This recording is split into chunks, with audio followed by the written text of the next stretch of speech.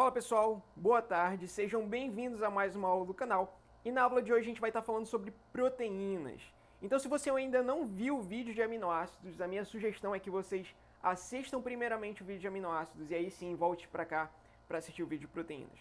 Eu vou deixar o vídeo de aminoácidos aqui na descrição do canal, então vai lá, assiste e volta para o vídeo.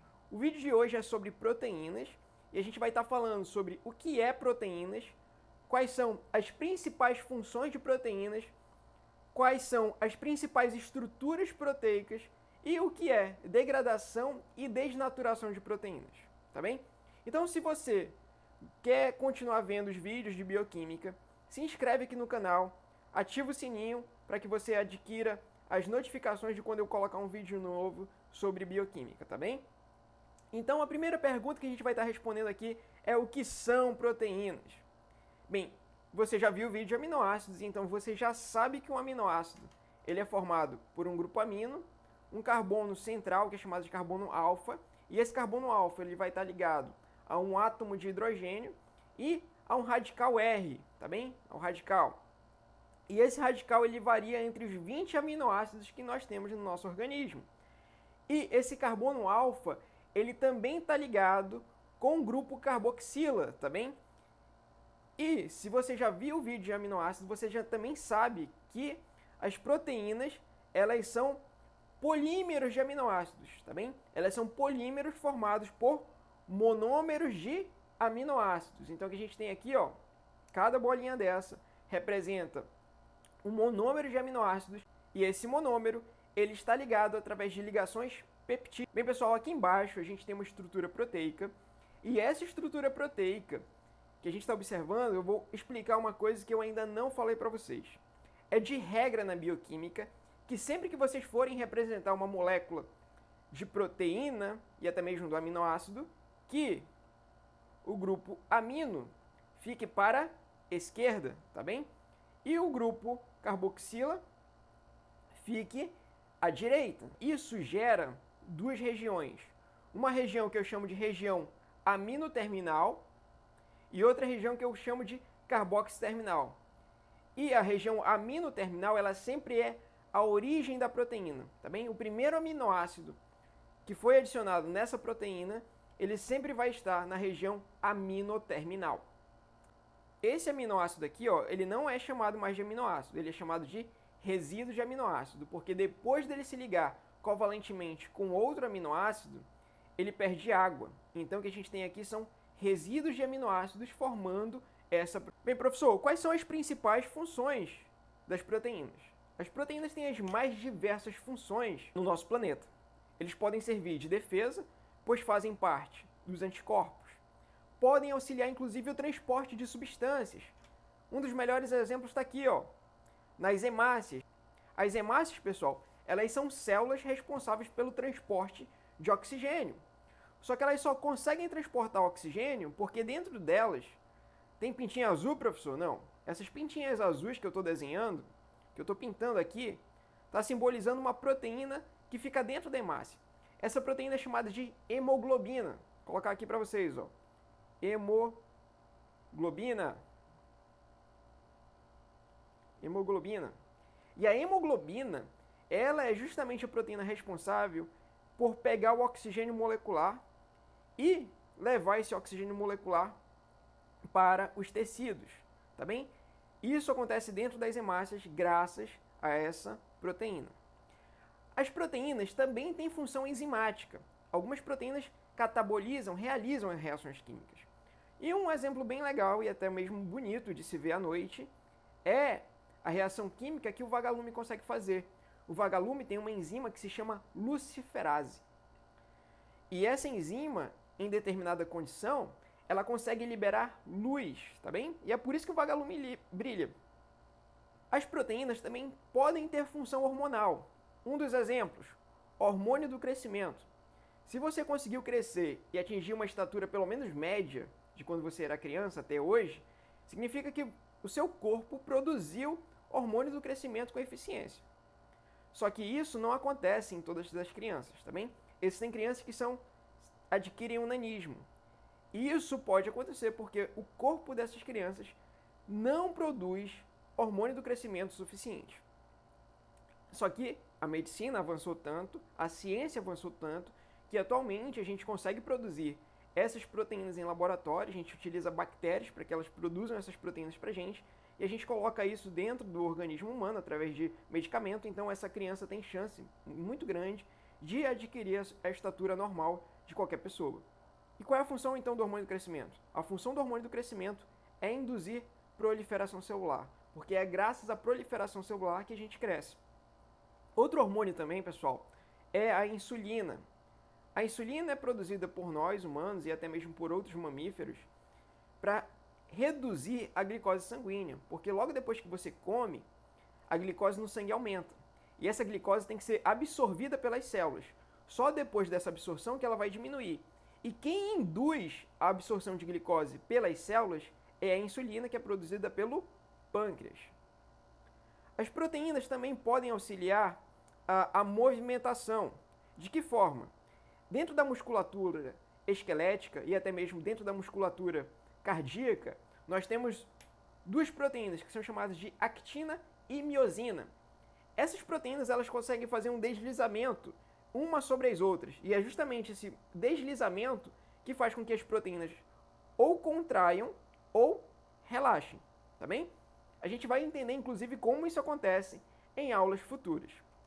Algumas proteínas têm função somente estrutural, por exemplo, as teias de aranha.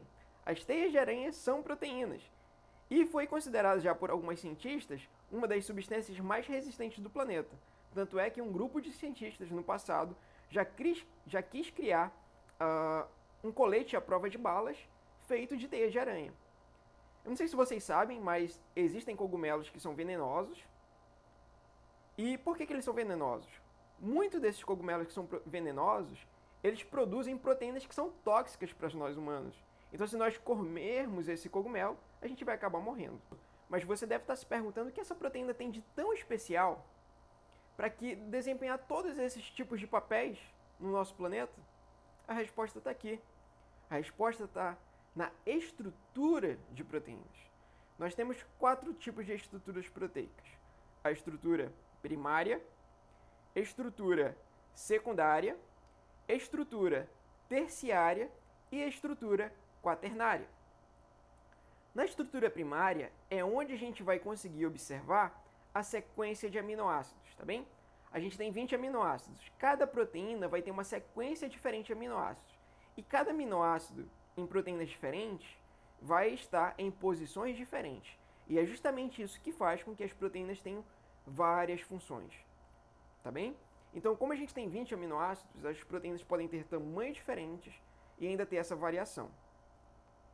Só que esses aminoácidos, como a gente viu na aula passada sobre aminoácidos, eles possuem carga. E ainda mais, eles podem ser polar ou apolar. Então, esses aminoácidos eles podem começar a interagir no espaço. E essas interações espaciais podem gerar estruturas que são chamadas de estruturas secundárias de proteínas. Então, o arranjo espacial de uma proteína, ela pode ter esse formato aqui, ó, esse formato helicoidal. E esse formato helicoidal é chamado de alfa-hélice. Só que esse não é a única estrutura que essas proteínas podem adquirir. Elas podem adquirir estruturas muito mais complexas, porque uma proteína pode ter várias alfa-hélices. E esse alfa-hélice pode acabar interagindo entre si na mesma proteína. Isso vai fazer com que a proteína se dobre em 3 dimensões no espaço, fazendo com que haja um enovelamento da cadeia polipeptídica. Então a gente diz que a estrutura terciária, ela é nada mais, nada menos que a proteína se enovelando em 3 dimensões no espaço. Em algumas proteínas, a estrutura terciária, ela não é o nível máximo de estruturação proteica. Algumas proteínas, para se tornarem funcionais, elas precisam arranjar uma estruturação um pouco mais complexa, que é chamada de estrutura quaternária. E nessa estrutura quaternária é onde a gente observa mais de uma proteína ou até mesmo mais de um polipeptídeo se unindo para formar uma proteína funcional. Ou seja, aqui na estrutura quaternária, a gente vai observar 2 ou mais proteínas ou polipeptídeos se unindo para formar essa estrutura quaternária. Mas uma das estruturas mais importantes das proteínas é a estrutura primária, porque é ela que vai definir quais são as características químicas e até mesmo como essa proteína vai se dobrar no espaço.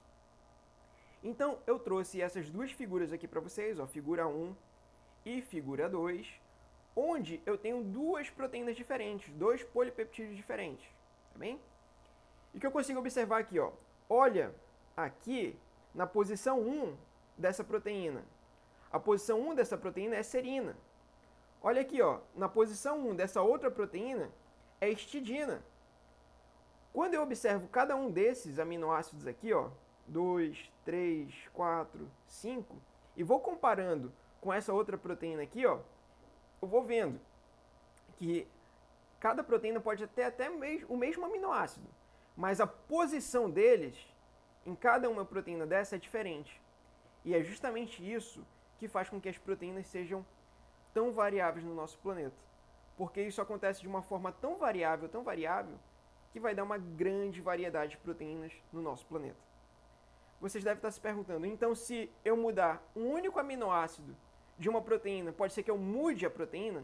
Sim, você pode mudar totalmente a função de uma proteína se você mudar um único aminoácido de posição, se você retira aquele único aminoácido ou até mesmo se você troca aquele aminoácido por outro.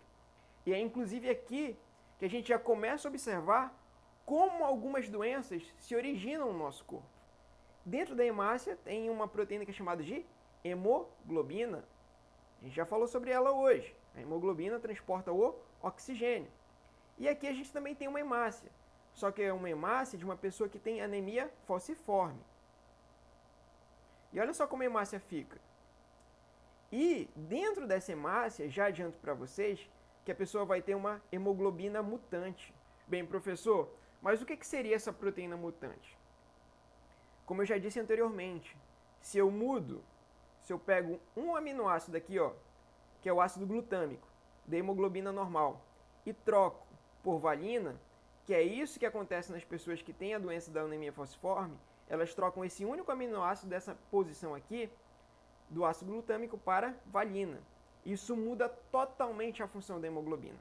E o que isso faz, professor? O que essa mudança desse aminoácido de ácido glutâmico para a valina faz? Bem, aqui nós temos a hemoglobina normal. E aqui nós temos a proteína hemoglobina mutante. O que acontece é o seguinte, normalmente a hemoglobina ela fica livre dentro da hemácia. Só que a hemoglobina mutante, sobre certas condições, ela começa a criar arranjos proteicos, onde cada hemoglobina ela começa a interagir com outra hemoglobina, criando assim uma cadeia de proteínas dentro dessa célula. E essa cadeia ela é tão rígida, que ela faz com que essa célula ela fique alongada e no formato de foice. Daí o nome de anemia falciforme, porque a célula ela fica com formato de foice.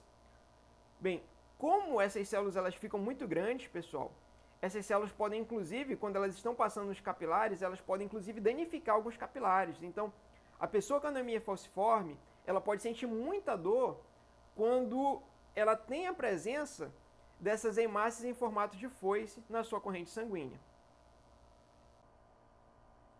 Bem, como eu já disse para vocês, a estrutura primária não é a única estrutura que nós observamos nas proteínas.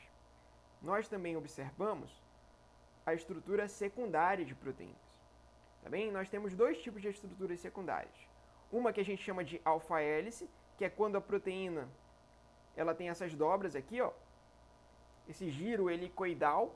E esse giro helicoidal ele é formado, pessoal, igualzinho que está representado aqui, ó. Aqui a gente tem cada resíduo de aminoácido ligado um ao outro, formando essa estrutura helicoidal. Mas por que fica helicoidal? Porque a gente cria interações entre cada aminoácido da molécula.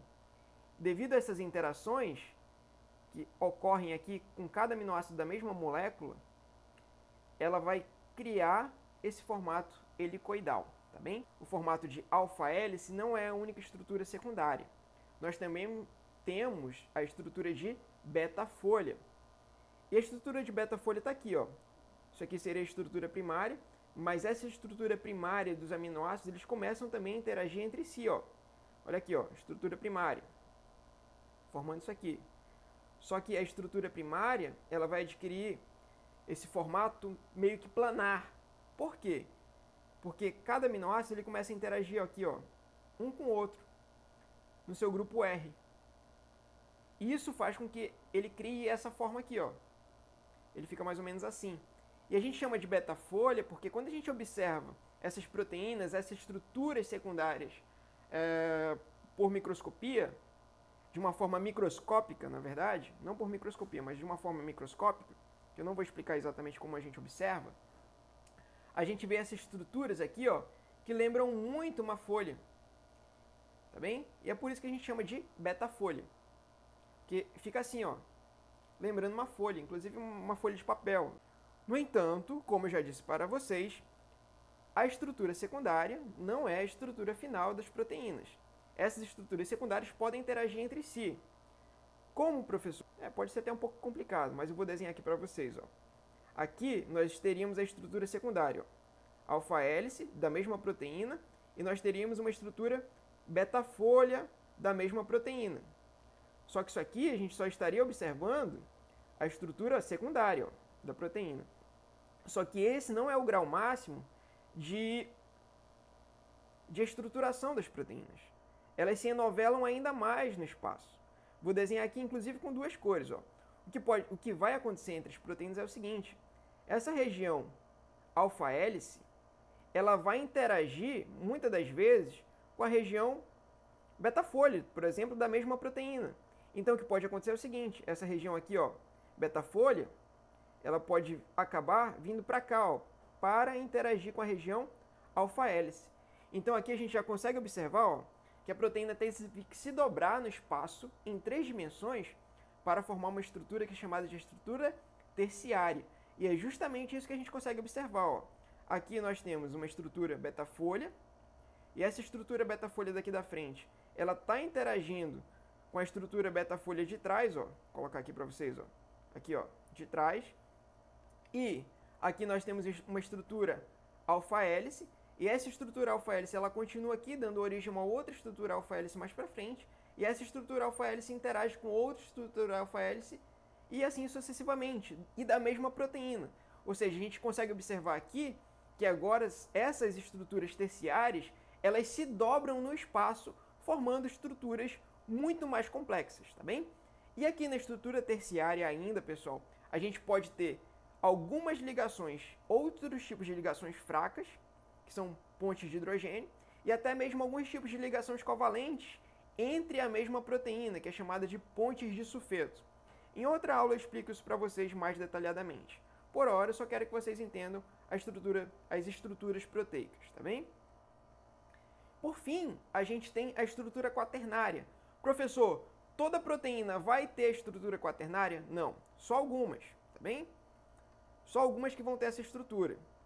E que proteínas são essas? Vai ser toda proteína, pessoal, que precisar, ó, aqui eu tenho uma proteína, só que só essa proteína, sozinha, ela não é funcional. Para ela se tornar funcional, ela tem que se unir com outra proteína. Tá aqui a proteína 2, a proteína amarela. Então, só quando essas duas proteínas aqui, ó, 1 e 2, estiverem unidas, que essa proteína vai ser funcional. Então, tá aqui, ó, nós temos uma proteína unida com a outra. E aí sim, esse complexo proteico, 1 e 2 juntos, vai ser funcional. Só que essa estruturação de proteínas, onde eu tenho duas ou mais proteínas ou polipeptídeos se unindo para formar uma proteína funcional, eu chamo de estrutura quaternária de proteínas, tá bem? Então aqui, ó, a hemoglobina, ela é um exemplo de estrutura quaternária, tá bem? Porque na hemoglobina eu tenho 1, 2, 3, 4 cadeias polipeptídicas se unindo para formar a hemoglobina. Bem, mas uma coisa tem que ficar muito claro para vocês. Essas estruturas tridimensionais são fundamentais para o funcionamento proteico. Se uma proteína perde essa estruturação, ela consequentemente vai perder a sua função. Então tá aqui, ó. a gente tem uma estrutura terciária de proteína. Essa proteína aqui ela não tinha uma estrutura quaternária, mas a sua estrutura terciária já era funcional. Então, se por algum motivo, por qualquer coisa que aconteça no ambiente, e essa proteína perca a sua estrutura terciária, ela perde aqui, ó, perdeu. Mas se ela perder essa estrutura, ela também vai perder a sua funcionalidade, tá bem? E a gente diz que essa proteína que perdeu a sua estrutura terciária ou quaternária, ela vai se tornar uma proteína desnaturada. Nossa, professor, complexo isso? Não. É só você lembrar que ela perdeu sua estrutura terciária, então ela ficou assim, ó, meio retinha. E detalhe, vocês fazem desnaturação de proteínas todo dia na casa de vocês. A mãe de vocês, os tios, avós, todo mundo faz desnaturação de proteína e nem sabia disso. Quando você cozinha um ovo, olha só, um ovo cozido aqui do lado. Se seu alimento ele fica cozido, é porque você desnaturou as proteínas dele. E tem uma coisa muito legal para a gente aprender, a importância da gente cozinhar os alimentos para livrar os alimentos de micro-organismos, por exemplo. Porque quando você cozinha os alimentos, você não vai estar desnaturando somente as proteínas do alimento. Você também vai estar desnaturando as proteínas de qualquer micro-organismo que esteja nesse alimento, tá bem? Então aí a importância de você cozinhar seus alimentos. Fatores que desnaturam proteínas. Temperatura. Um exemplo bem legal disso, pessoal. Quando a gente tem febre, se a gente não tratar essa febre rapidamente e a gente acabar atingindo temperaturas de 40 graus, por exemplo, a gente começa a convulsionar. Por que a gente começa a convulsionar? Porque as proteínas do nosso corpo têm uma temperatura de funcionamento em uma temperatura muito limitada. Então, se aumenta muito, as proteínas do nosso cérebro, por exemplo, começam a desnaturar. E é por isso que a gente entra em choque. Pô, professor, mas se a gente entra em choque por isso, por que será que o nosso corpo faz a febre? Ele faz a febre na tentativa de acelerar algumas reações químicas e até mesmo de desnaturar algumas proteínas do patógeno que está causando essa febre. Porque toda febre é sinal que você está com uma infecção. Bem, o pH, ele também pode desnaturar proteínas. Inclusive, o melhor exemplo disso é o pH sanguíneo. O sangue ele tem um pH muito restrito, em torno de 7,35 e 7,45. Se o pH sanguíneo ficar acima de 7,45, a pessoa já começa a ter problemas. E problemas que vão ser muito graves se esse pH não for revertido. Se o pH sanguíneo ficar também abaixo de 7,45, a pessoa já começa a ter problemas também. Aqui a gente diz que a pessoa começa a ter uma acidose, tem que ser rapidamente tratada. Bem, mas além do pH, além da alteração do pH, a gente também tem a concentração de alguns sais. Se a gente colocar uma grande concentração de sais, por exemplo, em uma solução que tenha determinada proteína, essa proteína também pode desnaturar. O que a gente tem que ter em mente é o seguinte: algumas desnaturações proteicas são reversíveis, outras são irreversíveis, tá bem? O que vai fazer para que algumas desnaturações sejam reversível ou irreversível? Depende do tipo de proteína. Depende da proteína que a gente estiver falando, tá bem? E por fim, a gente tem a degradação das proteínas. Tem que ficar claro pra gente uma coisa, pessoal. Aqui, na desnaturação, a gente perde somente a estrutura terciária, tá bem? Mas aqui na desnaturação, as ligações peptídicas, elas não são desfeitas, tá bem? Ou seja, fica claro, grava isso. Desnaturação, a gente perde ligação terciária, a estrutura terciária, mas não perde as ligações peptídicas. As ligações peptídicas na proteína permanecem. Já que na degradação, a gente vai perder as ligações peptídicas. Então gravem muito bem isso, porque os professores amam cobrar isso nas provas também. Eles amam cobrar a diferença de degradação para desnaturação. Onde que vai acontecer degradação de proteínas?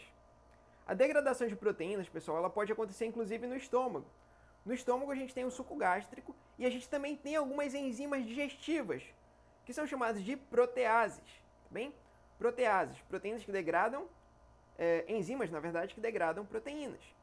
O nome de uma enzima que vai estar lá é a pepsina, tá bem?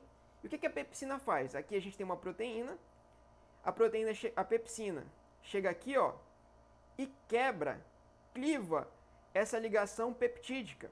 Portanto, tudo que você come que tem proteína, a pepsina vai atuar quebrando essa proteína em peptídeos, em fragmentos pequenos de aminoácidos, para tornar esses peptídeos, esses aminoácidos, mais acessíveis para as células. As células, com os peptídeos, elas conseguem absorver esses aminoácidos mais facilmente, tá bem? É importante falar que a degradação de proteínas também é chamada de proteólise, tá bem? Tem esses dois nomes. Bem, pessoal, a aula de hoje termina por aqui. Se você gostou, curte o vídeo aqui embaixo, comenta também o que você achou e, para ajudar o canal, compartilhe esse vídeo com seus amigos para que eles tenham acesso a esse conteúdo também. E até semana que vem a gente vai ter mais vídeos, tá bem? Muito obrigado por assistir o vídeo até o final.